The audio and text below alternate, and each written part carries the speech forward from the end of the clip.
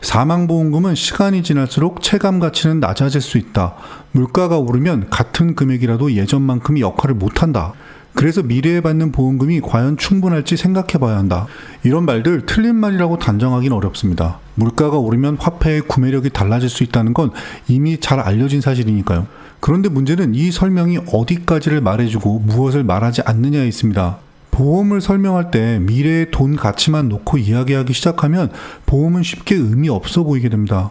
하지만 그 설명이 보험의 역할 전체를 보여주는 것은 아닙니다. 여기서 한번 질문을 바꿔보겠습니다. 보험금이라는 게 언젠가 내가 직접 써야 할 돈일까요? 아니면 특정한 상황에서 누군가에게 꼭 필요해질 돈일까요? 특히 사망보험금은 노후자금이나 투자자금처럼 내가 오래 살아서 쓰는 돈과는 성격이 다릅니다. 사망보험금은 내가 없을 때를 대비해 준비하는 자금입니다.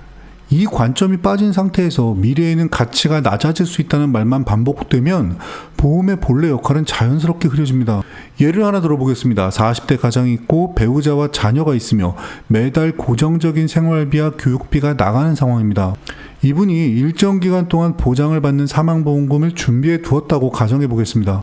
만약 예상하지 못한 사고나 질병으로 갑작스럽게 사망한다면 그때 가족에게 가장 먼저 필요한 것은 무엇일까요? 30년 뒤 물가를 계산한 숫자일까요? 아니면 지금 당장의 생활을 이어갈 수 있는 현금일까요? 그 순간 보험금은 이론적인 화폐 가치가 아니라 생활비, 교육비, 대출 상환 같은 현실적인 문제를 완화하는 역할을 합니다. 이렇게 보면 보험금의 의미는 언젠가 얼마로 느껴질까 보다 필요한 시점에 어떤 역할을 해주느냐에 더 가깝습니다.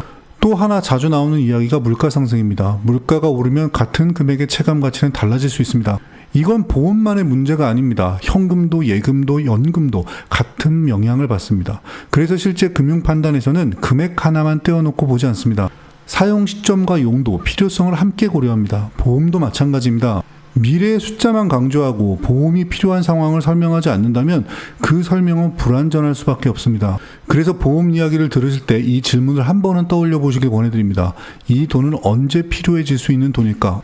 그 상황에서 이 돈이 있다면 무엇이 달라질까? 이 질문을 기준으로 생각해보면 보험에 대한 많은 말들이 다르게 들리기 시작합니다.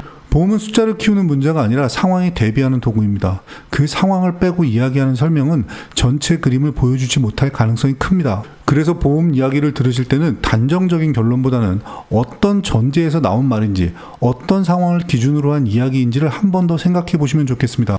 그러다 보면 이렇게 생각할 수도 있겠구나, 그런 깨달음이 자연스럽게 찾아오실 겁니다. 오늘은 보험 이야기를 조금 다른 각도에서 들여다보려고 합니다. 아마 한 번쯤은 이런 말을 들어보셨을 겁니다.